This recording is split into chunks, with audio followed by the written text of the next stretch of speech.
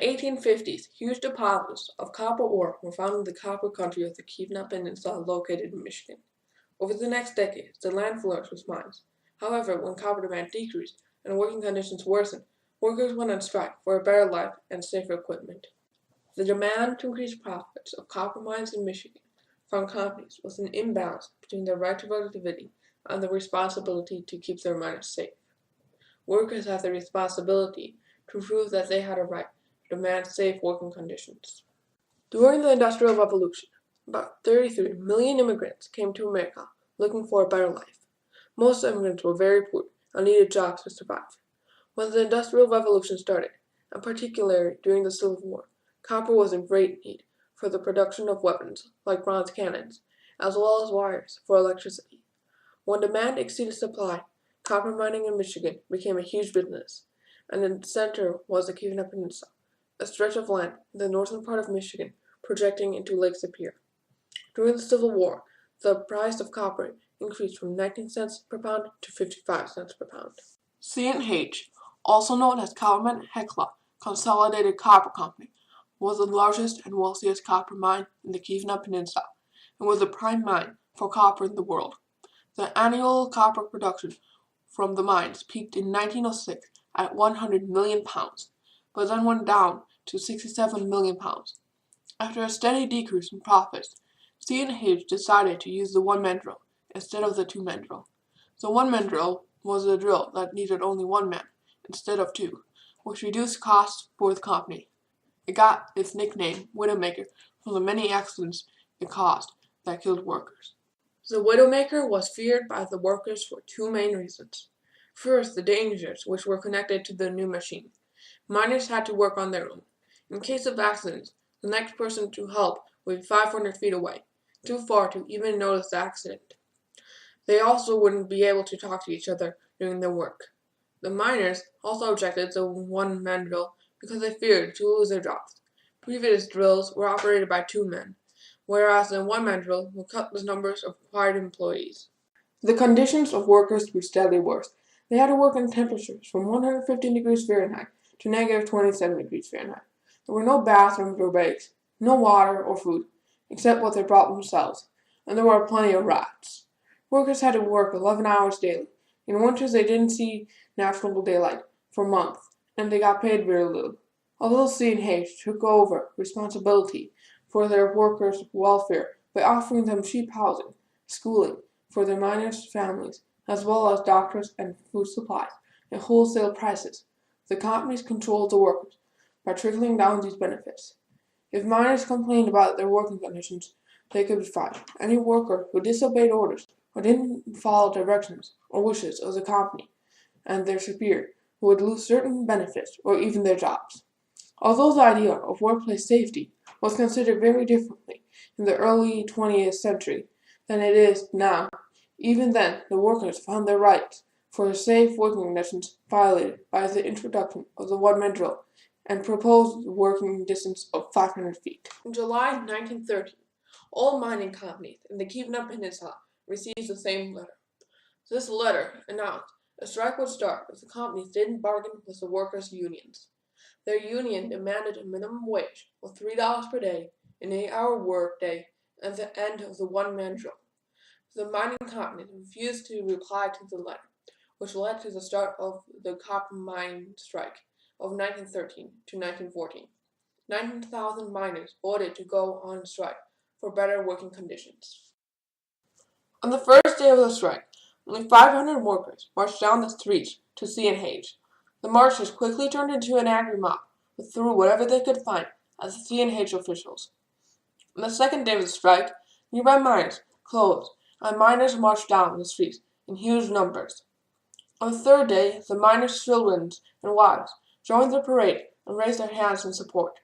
At the end of the day, Annie Clement, a huge supporter for better labor conditions, raised the American flags to let the workers know the fight was on. James McNaughton, the manager of the C&H company, called for National Guard troops to keep the peace. Several confrontations between the strikers and the National Guard troops followed and were described by Michigan's National Guard General Pearlie L. Abbey as following. Lawlessness broke loose throughout the district today. Northwestern train, windows smashed with rocks. 30 men broke into workmen's home at Quincy. Rollers deputies at Quincy. Parades at Calumet. Armed with clubs. 3 fights, 2 deputies badly cut up. 13 strikers arrested. 4 arrests near Alameda for shooting up workmen's premises. 2 arrests at Aluz, picketing throughout entire district. The strike went on for months. The miners were struggling from lack of payment. They didn't know how to feed their families, and many left to look for jobs in other regions. Parades were held to support the strikers. Non-strikers were terrorized by union members. Strikers were mobbed by troops and private organizations. The killing of 2 innocent workers in a boarding house by members of a private detective agency that was employed by the mining companies raised additional tensions. December 24th, 1913, in Calumet, Michigan, miners had a Christmas party with their children. The party was located at the second story of the town hall. During the party, someone screamed fire. Although there was no fire, the scream was enough to cause the 400 kids and adults to panic and trying to escape. They stampeded down the steep stairs. Kids and workers tripped and fell and suffocated on top of each other. 73 people, mostly children, died that night, and a 74th person the following day. Workers believed that someone ordered by the mine owner yelled the word fire and wanted to create a disturbance. Although that was never proven, this devastating event further intensified the conflict between the two sides. These tensions are described by Jeremiah Mason from the National Park Service. People were so divided over the issue of the strike. And so there were people who had been strike supporters and ended up having to leave the area, and there were people who had been maybe less ardent strike supporters and could stay. They were willing to turn in their union cards. They were willing to go back to work for the company, but if they had really believed in the cause of the strike, of course, doing that did not leave them being very happy. And of course, there was so much violence during the strike. A lot of families were affected in that way. That people were lost, like at the Italian Hall disaster and at other events during the strike. And that had a long-lasting impact on a lot of people here. After 9 months of hard and bitter striking, 2,500 strikers wanted to end the strike. They only achieved one of their following goals. Companies continued to use the one-man drill in all their mines. They rejected to pay $3 per day. However, they shortened the working day to an 8-hour day and limited the use of child labor. In the end, the workers couldn't prove that the one-man drill was more dangerous than the 2 or 3-man drill. However, a law approved in May 1913 required a distance of less than 150 feet between 2 persons working on drills so that they would be able to help each other. Clearly, the miners were right about their fear that the one-man drill would cause job losses. The labor cost sheets at the Quincy mine shows that the number of workers were reduced by 25% between 1910 and 1950, the period when the drill was implemented. During the same period, almost the same amount of rock was drilled. So a lot of people, after the strike in 1913, a lot of people left. A lot of people went to Detroit to work for Henry Ford, who was paying $5 a day, that sort of thing. And people who were here tried to move on as best they could. Although the strike had limited success, it is considered as a major turning point in the history of the copper country.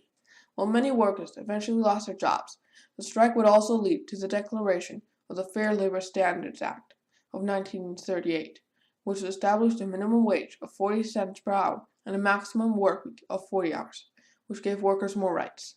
So although the strike's outcome was relatively small, it had a ripple effect across the country that was important to give workers better working conditions and rights. Today we are therefore still affected by the strike through these changes.